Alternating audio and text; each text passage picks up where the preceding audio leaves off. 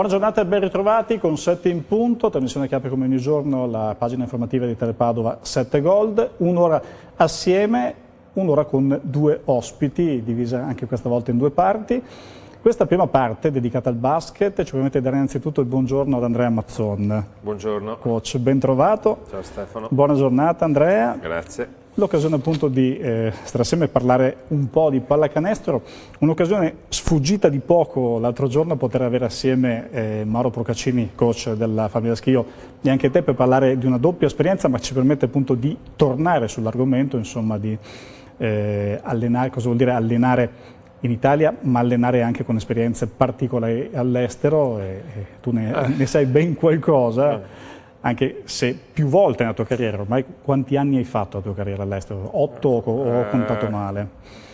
Sì, 8 anni. Sì. All'incirca, e non sono 8, pochi, insomma. No. La scelta fin dall'inizio, insomma, era stata quella della Grecia, cominciando appunto dopo la prima esperienza italiana. Lì com'è stato il primo salto, diciamo, all'estero? Ma lì è stato, devo dire, una cosa casuale, perché è nata in un momento in cui non avevo molta coscienza e quindi ero più giovane, e quindi è successo che avevo deciso di non subito all'inizio, dopo 3 anni che allenavo in A1 in Italia, di non prendere una situazione che era Cantù al tempo, che poteva succedere, la Polti Cantù. E decisi di aspettare un po', poi perché pensavo, sai, quando sei più giovani si pensa di essere invincibili e invece mi sono reso conto che non è arrivato niente a settembre, non è arrivato niente a ottobre, e praticamente a novembre subito mi arriva questa specie di chiamata tramite una persona eccetera della Grecia, del Panionios, e mi dicono parti tipo dopodomani, una roba così. Cioè non sapevo nulla, devo dire, sì, conoscevo poco delle squadre, e quindi sono partito, sono andato lì alla cieca senza saper niente, mi sono preso io addirittura il biglietto, le cose, è stata una cosa molto strana, però è stata poi insomma l'apertura di un'esperienza di vita fantastica. Ecco, oltretutto c'è da dire che quel Andrea Mazzon, trentenne all'incirca, sì, 32, 33, sì. Era stato allenatore dell'anno un anno prima all'incirca, hai vinto una Corac con Verona, anni strepitosi appunto anche quelli, cominciati un po', non dico per caso, ma dopo tante giovanili ti era arrivata un'occasione davvero importante. Ma la fortuna mia, come di moltissimi allenatori italiani, adesso non per rimettere tutti sullo stesso piano, però diciamo dai top allenatori, da Scariola, Messina, tutti noi siamo tutti cresciuti con il settore giovanile. È stata veramente per me Mestre, per Sergio Pesaro, per Ettore, Bologna, per tantissimi Pillastrini adesso che allena la De Longhi Treviso, anche lui la Fortitudo, quindi tutti siamo nati allenando. Luca Banchi, che poi ha vinto gli scudetti con Milano e Siena, anche lui allenando a Livorno. Siamo nati così, al tempo c'era l'opportunità, ti davano l'opportunità di allenare il settore giovanile, le regole erano diverse e quindi le cose si sono un po' incastrate, c'era la moda di dare le squadre ai trentenni e grazie a Dio ero in quel periodo. Però vincere a Belgrado soprattutto, quella è una volta... No, è chiaro che quando inizi facendo bene, facendo semifinale scudetto, poi facendo 2 finali di Coppa, poi andando in Grecia ho fatto un'altra semifinale eccetera e così via, è chiaro che iniziare bene i primi, come al solito, 5, 6, poi diventano 10 anni è la chiave per continuare a farlo, ecco, quello un po' come sempre, insomma, conta la consistenza. In assoluto. Arriveremo poi anche alle esperienze più recenti, l'America, la Cina. Con l'America vorrei fare una parentesi particolare in questo momento, nel senso, tu l'America prima di decidere, in qualche modo l'hai cercata nel tempo un pochettino come esperienza, o anche questa è arrivata? No, lì sono stati veramente anni di... Devo dire che rivederlo adesso di fatica, sacrifici, lavoro, vuol dire fare l'allenatore in Serie A e non fare mai, credo che in 20 anni ho fatto una settimana di vacanza per dare insomma, così, ok, vera settimana in Sardegna. In famiglia. Sì. Quindi diamo una rappresentazione anche di quello che c'è dietro, perché sembra più facile di quello che in effetti è, però quando non ti pesa, insomma, lo fai.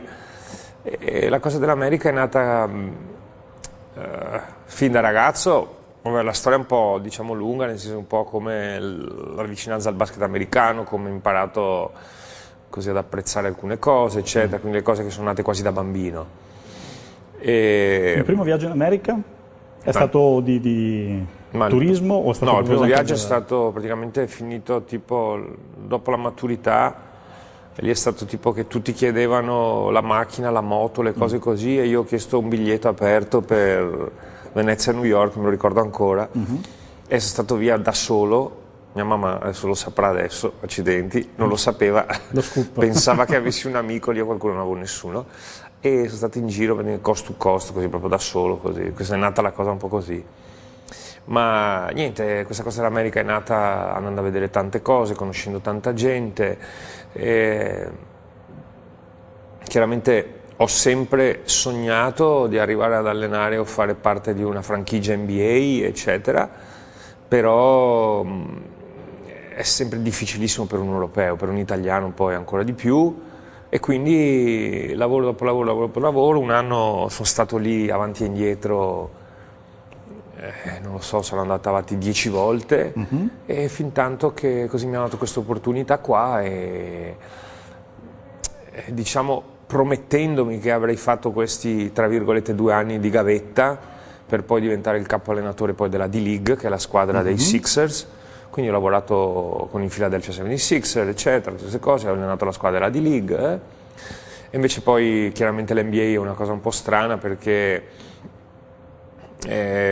in America quando cambia un direttore generale, il CEO, general manager della società, tutti quelli che sono vicini a lui vanno via tutti, e quindi quello che mi portò appunto ai Sixers niente, si dimise e quindi a fine anno tutti quelli che erano andati con lui sono stati, tra virgolette, defenestrati oppure reindirizzati in altri settori, e quindi come stava andando l'esperienza fino a quel bellissimo momento? No, stava andando 10 mesi all'incirca, 11 sì, mesi. no, è stata diciamo, l'esperienza è stata più lunga, nel senso che inizi prima, perché tutto il lavoro lo fai prima con la squadra NBA, quindi stai con la squadra NBA, fai il vice allenatore in pratica, quindi segui tutto, fai lavoro con i fondamentali, con i giocatori.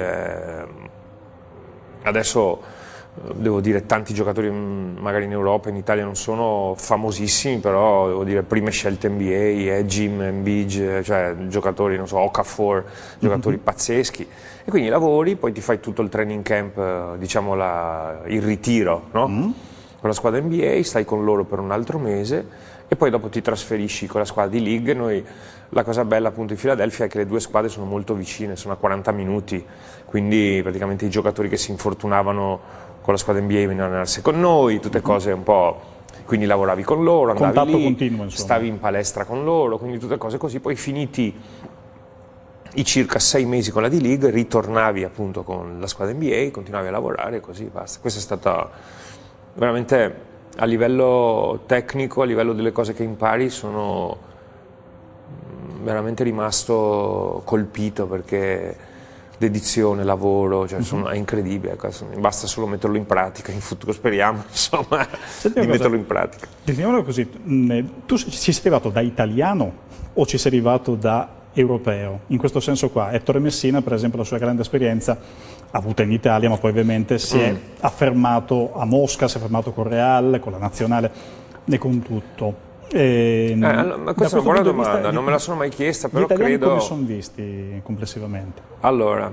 io sono abbastanza, come dire, proteggo la mia nazione ancora, anche se è un disastro per certe cose, però credo che di essere arrivato lì come buon allenatore, cioè loro ti prendono, come dicono loro, per qualcuno che pensa un po' in maniera un po' diversa. La cosa bella che devo dire che mi hanno detto, forse la più bella, che come complimento mi hanno detto, è beautiful mind, che è una bella testa per la pallacanestro, e questa è stata la cosa probabilmente che mi è piaciuta di più. Sì, vai da allenatore. Hai costruito anche lì in qualche modo la tua squadra come abbozzavi qua, nel senso importante applicare bene la difesa e poi... Lì no, ma lì è difficile, cioè lì è completamente diverso, lì è hai dei giocatori che ti arrivano e tu devi fare un draft, cioè delle scelte, e hai 15 giorni per sceglierli. In 15 giorni è stato un lavoro, credo che veramente devastante, cioè non lo auguro a nessuno, nel senso devastante, ma non solo per la quantità, ma per la difficoltà.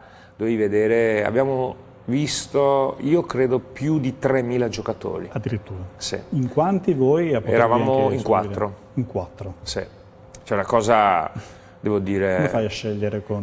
devi guardare, devi passare da una cosa all'altra, devi andare a vedere ogni giocatore, ci dedichi 2 minuti, e poi i giocatori venivano divisi, non so, un allenatore aveva i playmaker, un allenatore aveva le guardie, e un allenatore aveva i numeri 4 e un allenatore aveva i pivot. Io ho avuto la sfiga che ho avuto le guardie, praticamente in America erano il 70% di questo, una roba disastrosa, ti giuro, sono stati gli ultimi 3 giorni non abbiamo dormito, è stato incredibile. Credo. Con qualità media com'era? Come? La qualità media degli atleti? Allora, la qualità media è secondo me molto buona, giocatori molto, come dire, ignoranti, nel senso è difficile da spiegare, perché quando vivi lì capisci che il tipo di paragone che abbiamo noi con un ragazzo giovane americano è un'altra cosa, cioè, loro hanno la loro vita, vivono le loro cose, hanno i loro ritmi, è tutto completamente diverso. Infatti, tante volte pensiamo di poter far venire un ragazzo giovane, fare in modo che lui si adatti a noi, ma è come se noi italiani andassimo a vivere in un posto e ci dicono guarda, tu non puoi più mangiare, che ne so, la pasta, e cioè ti cambiassero e devi bere solo Coca-Cola, capito? Cioè, faccio un esempio, però è molto complicato. È stato utilissimo per me per imparare a relazionarmi con loro, nel senso che l'abitudine un po' dell'allenatore europeo è un po' essere aggressivo con i giocatori, riprenderli molto, essere molto esigente anche attaccandoli, no? Verbalmente. Lì invece è una cosa che non puoi fare assolutamente. Non puoi fare perché l'orgoglio di questi ragazzi, soprattutto molti sono afroamericani dal ghetto, e quindi già che una persona bianca un po' gli attacchi è già no, e quindi devi avere politically correct, è veramente la base della comunicazione, e questa cosa mi ha aiutato veramente tanto. E vi siete aiutati tra coach? Sì, c'è stata appunto questa una buona collaborazione? Sì, è stato un lavoro fantastico, sì, veramente, per quanto fosse difficile, però è veramente bello. Poi i ritmi sono completamente diversi, perché lì ci si allena la mattina, per evitare che i giocatori alla sera vadano in giro troppo, 5 di mattina, faccio un esempio, quindi tu hai tutti i giocatori in palestra alle 9, quindi tu vai in palestra alle 7 di mattina, dalle 9 alle 10 fai tipo pesi, poi fai un po' di tiro, poi inizi allenamento, quindi inizi in palestra, arrivi al campo alle 7:30 e esci alle 2. Questa è la tua giornata, quindi è tutto completamente rovesciato da quello che siamo abituati noi. La tua giornata finiva alle 2, ma non credo proprio.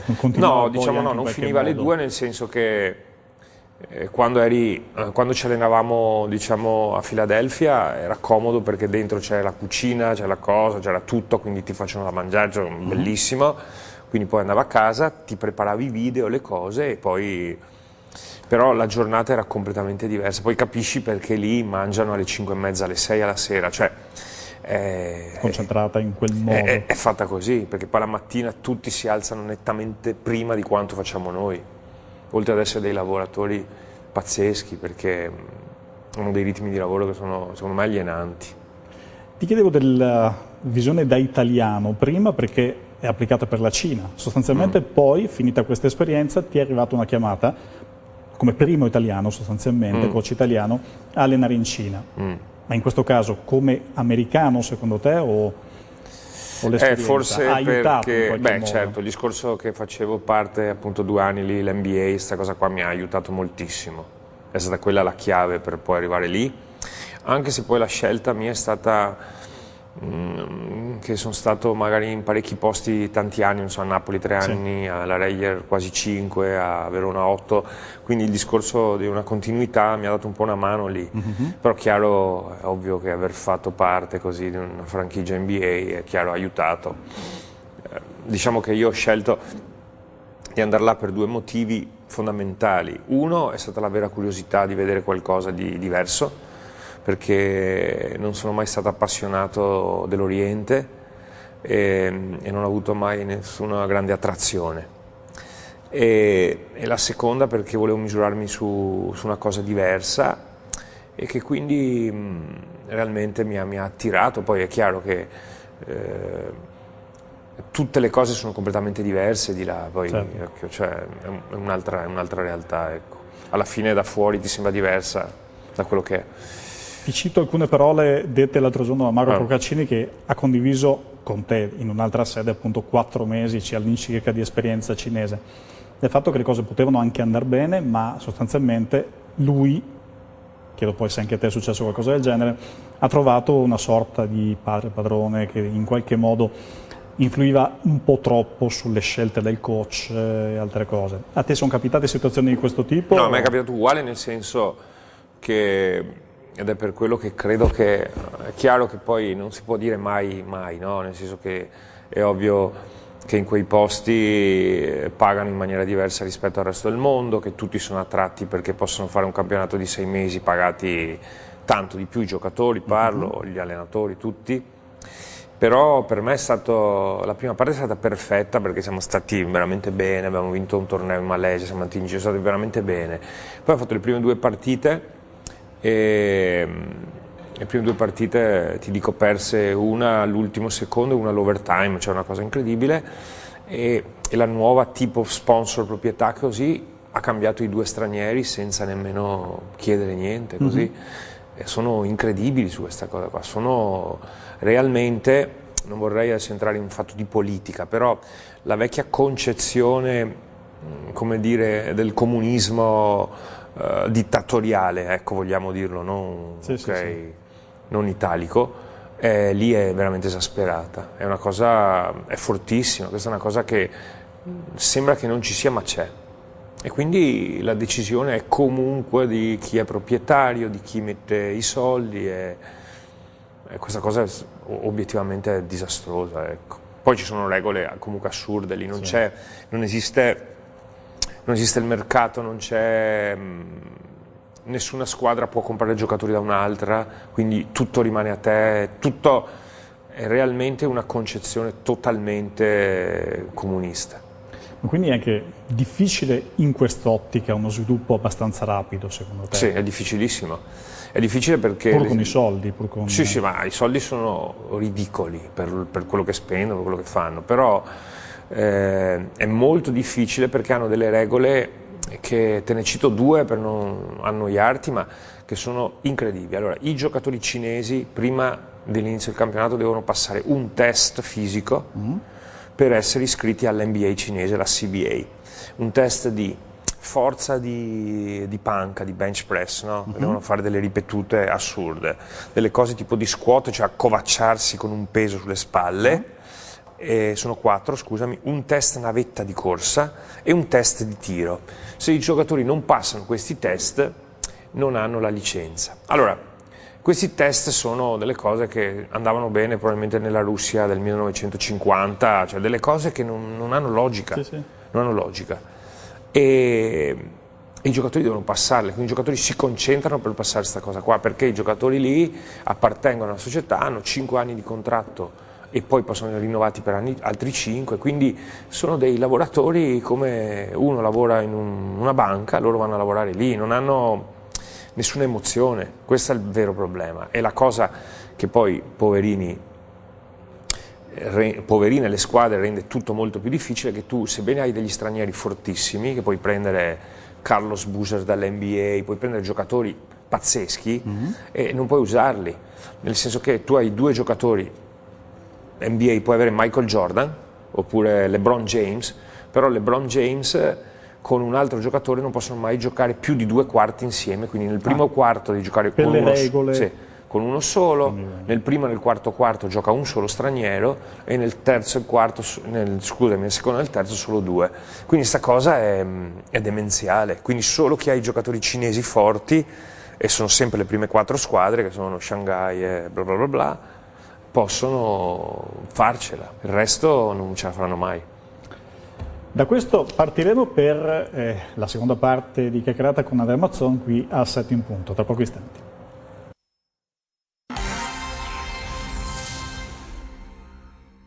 Dall'America alla Cina, dicevamo, abbiamo ancora 10 minuti con Andrea Mazzon per approfondire questa sua lunga esperienza.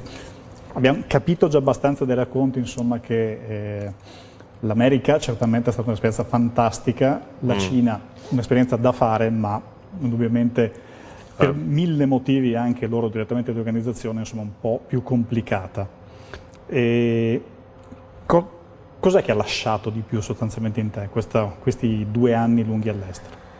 Da una parte e dall'altra. Allora, diciamo stanchezza. Che no, la cosa che certamente che ti lascia, che chiaro impari dagli errori, quindi ovvio dalla Cina a livello tecnico, a livello di cose non mi ha lasciato niente, ovvio, anzi ho dato io tanto, però se mai un giorno dovesse riproporsi una situazione del genere ho imparato tanto per poter essere pronto magari se dovessi andarci mai un'altra volta, cosa che non credo però se dovesse mai succedere. Quindi permetti, con Andrea Turchetto, che è stato appunto il tuo secondo poi appunto subentrato, i contatti sono rimasti? Sì, lo sento ogni giorno, certo. Continuati esattamente. Sì. E anche lui ha avuto queste difficoltà poi successive? Sì, adesso lui è qui a Mestre, adesso sta qua, poi tornerà su anche lui a fare un mese, 2 di lavoro, adesso farà alcune cose con loro, poi è complicato certamente per tutti perché la visione nostra del modo di intendere lo sport è diametralmente opposta e quindi è davvero difficile. Ripeto, tieni conto che i giocatori vivono tutti in un compound, tutti insieme, cioè dove hanno, bellissimo però, hai le camere sopra e la palestra sotto, all'ultimo piano, sottoterra la mensa, quindi è lì, tutto lì dentro, la vita è tutta dentro lì, cioè la vita loro è quella, hanno un mese di vacanza all'anno e vivono lì, secondo me è alienante. E il pubblico come risponde invece? E il pubblico lì c'è un'altra cosa che anche questa che è incredibile, che per questa che sembra, credo che fosse una regola nata da Piazza Tiananmen per evitare aggregamenti di troppa gente, assemblamenti, scusami, quindi nei palasport credo che non possano entrare più di 4.950 persone. Nonostante siano e sono delle cose da NBA. Sono assolutamente palasport. Mezzi vuoti restano quindi per giocare. Sì, anche questa è una cosa particolare, devo dire. Non so se è sbagliato o giusta, ma sicuro particolare. Sì. Gioca un po' nella nostra ottica certamente contro anche quello che è un po' proprio l'ottica dello sviluppo. Sì, dicevo, quindi questo mi ha lasciato chiaramente una cosa bella perché ho visto una parte del mondo che non conoscevo, ho visto posti incredibili chiaramente, non so, dalla muraglia cinese dove è nata, ho visto tante cose. Anche il bullying cinese stiamo vedendo in questo istante, alcune foto. Diciamo che vedi delle cose diverse, particolari. Ovvio che l'America invece è stata un qualcosa di speciale nel senso a livello tecnico, di arricchimento di quello che vedi, quello che impari, di quello che ti porti a casa, e quello è stato speciale, sì. Qualche tuo atleta lo vedresti bene nel nostro campionato? Ci sono giocatori incapaci, diciamo, di spostare gli equilibri o comunque di fare un buon campionato? Ci sono giocatori sicuramente buoni, che alcuni sono andati in NBA, che sono tornati, di cinesi intendi, sì. Cinesi ma anche appunto in America, si è visto qualcuno? No, di americani, devo dire che in America sono orgoglioso perché ho fatto un lavoro con tutti, però diciamo che un po' l'idea mia italica è stata quella di spostare un giocatore che giocava da 3 e ho massacrato tutti per farlo giocare playmaker, si chiama Jordan McRae, abbiamo fatto un lavoro con lui veramente di massacro. E questo ragazzo verso fine anno della D-League ha firmato il contratto con i Cavaliers e ha firmato il contratto, non solo ha firmato il contratto ma ha vinto l'anello NBA. Questo ragazzo dalla panchina non è entrato nelle finali e quindi ogni tanto mi scrive così perché sa che sono stato quello che... Ecco, proprio lui. Proprio lui. E questo ragazzo qua insomma adesso è tornato a casa con un bel anello NBA ed è una cosa insomma unica, e queste sono soddisfazioni che vanno oltre insomma aver vinto una partita. Lui senza questa tua indicazione probabilmente sarebbe stato uno dei tanti. Secondo me sì. Sì, ma E di questa è un po' una cosa che mi fa un po' arrabbiare un po' di noi italiani, perché secondo me noi abbiamo la capacità di vedere le cose, abbiamo talento per vedere le cose, siamo ispirati, abbiamo il sogno, abbiamo la visione sulle cose. Purtroppo abbiamo poca etica di lavoro rispetto alle altre nazioni, e questo è il vero problema, perché la quantità di lavoro, di ore, di abnegazione che hanno gli altri, e noi la sofferenza non è molto nel nostro DNA, ecco, questo è il problema. Senti, come italiani, dal punto di vista europeo invece, appunto, com'è il momento europeo del basket? È complicato, secondo me molto complicato perché... Lascia tempo agli allenatori di lavorare? No, secondo me è molto complicato perché si sta capendo adesso che il mondo, generalmente l'Europa, sta invecchiando sempre di più, e quindi se noi incominciamo a lavorare su ragazzi giovani per svilupparli abbiamo futuro, altrimenti non abbiamo assolutamente futuro. L'Italia, facciamo un esempio italiano, ma siamo 60 milioni, quindi siamo l'1% della popolazione mondiale, e con l'1% della popolazione mondiale pensiamo di dover produrre giocatori che vincono le Olimpiadi contro nazioni che hanno... Cioè, è assurdo solo pensarlo questo, senza lavorare nelle giovani generazioni e sviluppare i giocatori. Cioè è proprio un fatto matematico, indipendentemente dalla capacità allenatori o no, ma matematicamente se sei l'1% produrrai per l'1%, a meno che non scavi. E quindi le nazioni in cui si lavora in un certo modo, tipo la Germania che lo sta facendo, la Francia lo fa da anni, la Spagna, stanno andando nettamente meglio. La Spagna a settori giovanili produce giocatori. Noi abbiamo il grande problema adesso di questa legge, la famosa Bosman del calcio, e noi nel basket al tempo scegliemmo di diventare come il calcio professionisti, cosa che la pallavolo e il rugby non fecero, giustamente, intelligentemente, e questa cosa qua è diventata, i giocatori pensavano che fosse una cosa utile per loro, ma non lo è.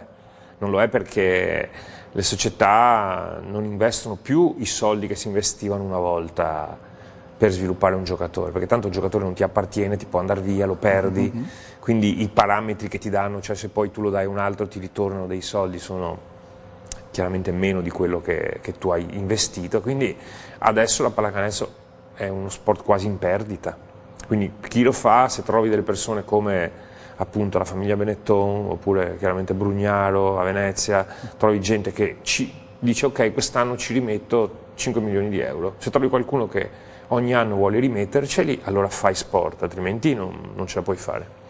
2 minuti e saluti, 2 minuti visto anche il ritorno a casa momentaneo in questo momento, anche per tornare, il tuo ritorno a casa a suo tempo con il scusate qua quando resta acceso appunto, con la Reyer a suo punto. Com'era stato? Tornare al Taliercio, restarci per 5 anni in quel sport che devi anche nascere come allenatore? Devo dire, è stato per me stranissimo, e allo stesso tempo, non vorrei essere frainteso, è stato anche un po' deludente, nel senso che ritorni in un posto che è rimasto lo stesso che andavamo poi a vedere le partite, eccetera, è rimasto quello, per quanto il lavoro che è stato fatto da Casalinga e da Brugnaro sia stato immenso, però ancora anacronistico, una palestra piccola, eccetera, quindi mi è sembrato strano da quel lato. Dall'altro lato è chiaro che allenare lì è stato ovviamente qualcosa di bello, di una grandissima soddisfazione, ecco, una cosa che ti ha lasciato tanto, anche se mi è piaciuto di più allenare la squadra quando giocavamo a Treviso che allenarla al Tagliercio. Come mai?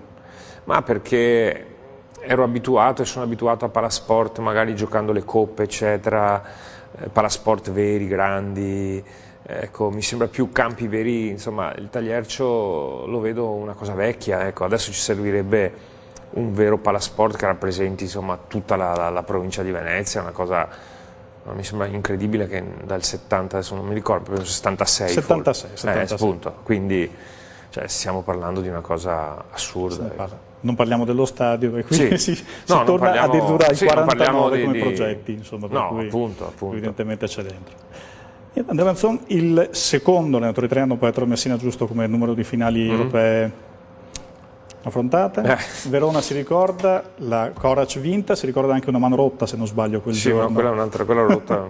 Quella purtroppo l'ho rotta, che è ancora un po' così, Aiuto. l'ho rotta per Danilovic quella, ma è una storia lunga. Ah, questa. ancora quella. Sì, che ho tirato un pugno sul muro perché un mio giocatore ha fatto un errore, appunto contro Messina, e perdemmo a Bologna di 1, e quella vittoria voleva dire l'Eurolega, la qualificazione all'Eurolega, e vabbè.